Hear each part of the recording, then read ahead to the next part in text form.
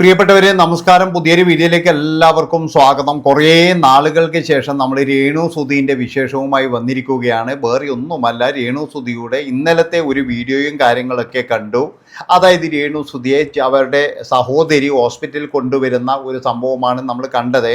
പിന്നെയെന്ന് പറഞ്ഞാൽ എനിക്ക് മനസ്സിന് ഏറ്റവും കൂടുതൽ സന്തോഷം തന്ന ഒരു കാര്യം എന്താണെന്ന് വെച്ചാൽ നമ്മളെ നോബൽ അച്ഛൻ പോയിട്ട്, അതായത് വീട്ടിൽ പോയിട്ട് ക്ഷമിക്കുന്നതും, പിന്നെ ഫിറോസ് എന്ന് പറയുന്ന നമുക്ക് എല്ലാവർക്കും അറിയാം, അവരുടെ വീട് എടുത്തു കൊടുത്ത ആൾ അത് പോസ്റ്റൊക്കെ ഇട്ടിട്ടുണ്ട്. ഏതായാലും ഒരാൾ രോഗിയായി കിടക്കുമ്പോഴല്ല നമുക്ക് ശത്രുത തോന്നേണ്ടത്. ശരിയാണ്, നമുക്കെല്ലാവർക്കും അറിയാം രേണു പലതരത്തിലെന്ന് പറഞ്ഞു കഴിഞ്ഞാൽ ജനങ്ങളെ വെറുപ്പിച്ചിട്ടുണ്ട്.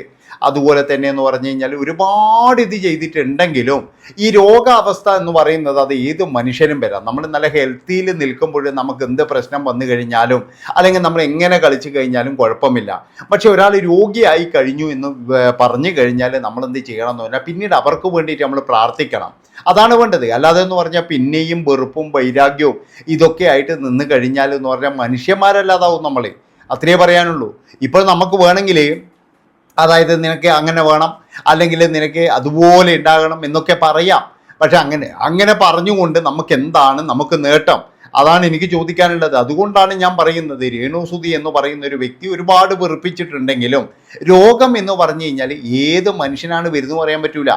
അതിനെന്ന് പറഞ്ഞു കഴിഞ്ഞാൽ സെലിബ്രിറ്റികളെന്നോ അല്ലെങ്കിൽ മറ്റുള്ളവരെന്നോ ഒന്നുമില്ല. രേണു സുധിന്നോ അല്ലെങ്കിൽ മറ്റുള്ള ആളെന്നോ ഒന്നുമില്ല. രോഗം ഏത് മനുഷ്യന് ഏത് സമയത്ത് വേണമെങ്കിലും വരാം. അതിപ്പോഴെന്ന് പറഞ്ഞു കഴിഞ്ഞാൽ നമ്മൾ ആൾക്കാരെ വെറുപ്പിച്ചിട്ടാലും ശരി, വെറുപ്പിച്ചില്ലെങ്കിലും ശരി, രോഗം എന്ന് പറയുന്നത് അങ്ങനെയൊരു സംഭവമാണ്. അതുകൊണ്ടാണ് ഞാൻ പറയുന്നത് അച്ഛനും ഫിറോസും ഒക്കെ ചെയ്തത് തന്നെയാണ് ശരി. അവർ ചെയ്തതുപോലെ തന്നെ നമ്മളും ചെയ്യണം. അതായത് നമ്മുടെ മനസ്സിൽ എന്തെങ്കിലും ഒരു തരത്തിൽ വിദ്വേഷം ഉണ്ടെങ്കിൽ അതൊരിക്കലും രേണുവിൻ്റെ അടുക്ക കാണിക്കരുത് എന്നാണ് എനിക്ക് പറയാനുള്ളത്. ആ സഹോദരിക്ക് വേണ്ടി നമുക്ക് പ്രാർത്ഥിക്കാം. അവർ രോഗമൊക്കെ മാറിയിട്ട് തിരികെ വരട്ടെ. അവർ രോഗം മാറി തിരികെ വന്നു കഴിഞ്ഞാൽ നമുക്ക് ആ നിമിഷം എന്ന് പറഞ്ഞു കഴിഞ്ഞാൽ എടുത്തിട്ട് അലക്കാലോ. അത് കഴിഞ്ഞാൽ നമുക്കെന്തും പറയാലോ. അപ്പോൾ അതുവരെ എന്ന് പറഞ്ഞു കഴിഞ്ഞാൽ അവരുടെ ട്രീറ്റ്മെൻറ്റും കാര്യങ്ങളൊക്കെ ആയിട്ട് പോട്ടെ. അതുപോലെ അതിനൊക്കെ ഒരുപാട് ചിലവും കാര്യങ്ങളൊക്കെ ഉള്ളതാണ്. ഇനിയിപ്പോൾ എന്തൊക്കെ പ്രഹസനങ്ങൾ കാണിച്ചു കഴിഞ്ഞാലും അവരെന്തെങ്കിലും ഉണ്ടാക്കുന്നുണ്ടെങ്കിൽ ഉണ്ടാക്കട്ടെ. അതായത് ഒരുപാട് പൈസയും കാര്യങ്ങളൊക്കെ ചികിത്സയ്ക്ക് വേണ്ടി വരും. നമ്മൾ വിചാരിക്കുന്ന പോലെ ഒരു പക്ഷേ എനിക്ക് തോന്നുന്നത് എന്താ വെച്ചാൽ രേണുവിന് ഇത് മുൻകൂട്ടി അറിയാമായിരിക്കാം. അതുകൊണ്ടായിരിക്കാം രേണു ഒരു പരിധി വരെ എന്ന് പറഞ്ഞു കഴിഞ്ഞാൽ ഇച്ചിരി പൈസയൊക്കെ സമ്പാദിച്ചു കൊണ്ടിരുന്നത്.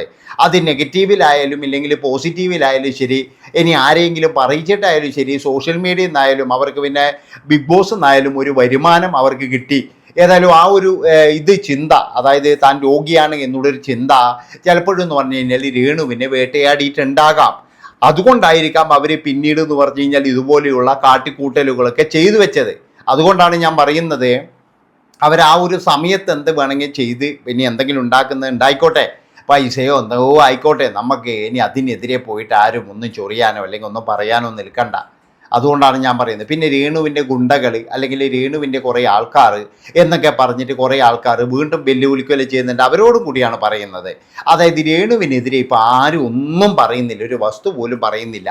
രേണു സുഖമായി ഇരിക്കണമെന്ന് മാത്രമാണ് പറയുന്നത്. ഇനി നിങ്ങൾക്ക് എന്തെങ്കിലും അതിൻ്റെ അകത്ത് പ്രശ്നമുണ്ടെങ്കിൽ, അതായത് എനിക്ക് തോന്നുന്നത് എന്താ വെച്ചാൽ രേണുവിന് എതിര് നിന്ന ഒരുപാട് പേരുടെ വീഡിയോ ചെയ്തിട്ടുണ്ട്. അവരൊന്നും എപ്പോഴും രേണുവിനെ പറ്റിയിട്ട് ഒരക്ഷരം പോലും മിണ്ടുന്നില്ല. അതാണ് മനസ്സിലാക്കേണ്ടത്.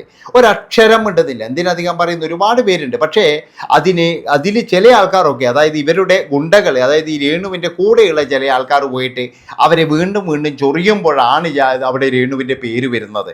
അതുകൊണ്ടാണ് പറയുന്നത്, നിങ്ങൾക്ക് എന്തെങ്കിലും തരത്തിൽ രേണുവിനോട് സ്നേഹമുണ്ടെങ്കിൽ നിങ്ങൾ ഈ ഒരു കാര്യത്തിൽ നിന്നൊക്കെ മാറി നിൽക്കുകയാണ് വേണ്ടത്.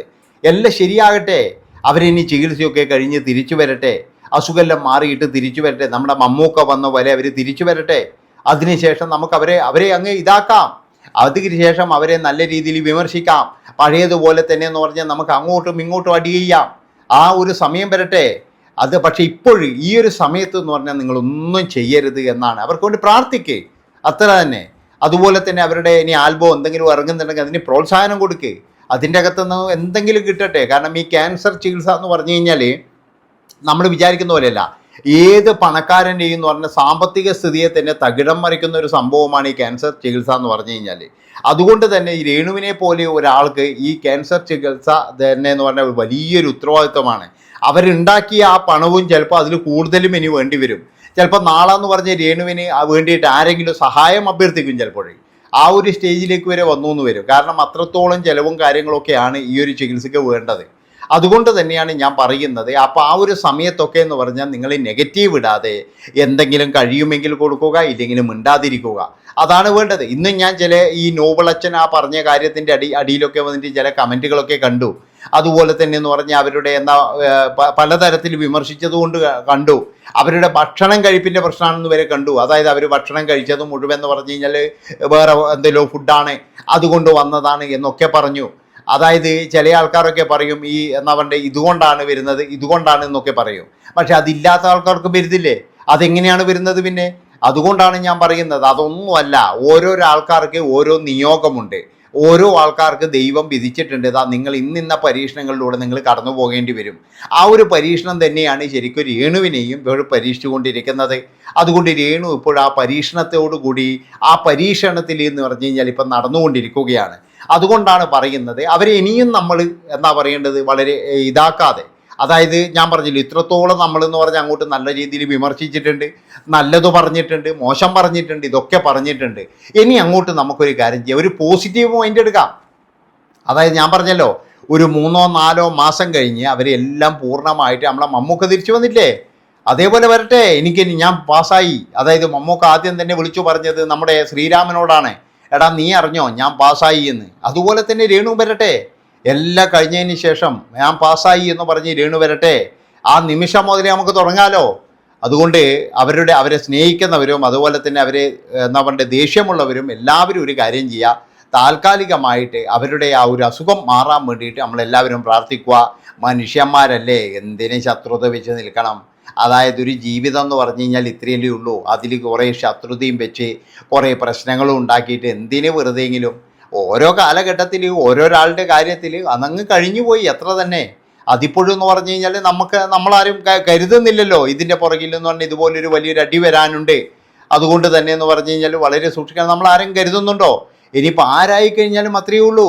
ചില ആൾക്കാർക്ക് ഇഷ്ടപ്പെടും, ചില ആൾക്കാർക്ക് ഇഷ്ടപ്പെടില്ല. അവരെങ്ങനെ പ്രായിക്കൊണ്ടു എന്ന് പറഞ്ഞിട്ട് ഇത് പറഞ്ഞുകൊണ്ടും ഇരിക്കും.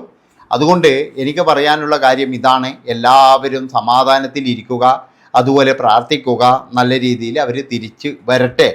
വന്നു കഴിഞ്ഞതിന് ശേഷം നമുക്ക് വീണ്ടും തുടങ്ങാം, അതല്ലേ വേണ്ടത്. അപ്പോൾ അവരുടെ എന്താ പറയേണ്ടത് കൂടെ നിൽക്കുന്നവർ എന്ന് പറയുന്ന അവരോടും കൂടി പറയുകയാണ്, ആരെയും വെല്ലുവിളിക്കാതിരിക്കുക, ആരുടെ മനസ്സിലേക്കെന്ന് പറഞ്ഞു കഴിഞ്ഞാൽ ഇതിടാതിരിക്കുക. കാരണം നാളെ ചിലപ്പോഴെന്ന് പറഞ്ഞാൽ ഇവർ ഇങ്ങനെ ഈ കുറ്റം പറയുന്ന ആൾക്കാർ വരെ ചിലപ്പോഴൊരു 10 രൂപ കൊടുത്ത് സഹായിക്കാനുണ്ടാകും. അതാണ് എനിക്ക് തോന്നിയിട്ടുള്ളത്.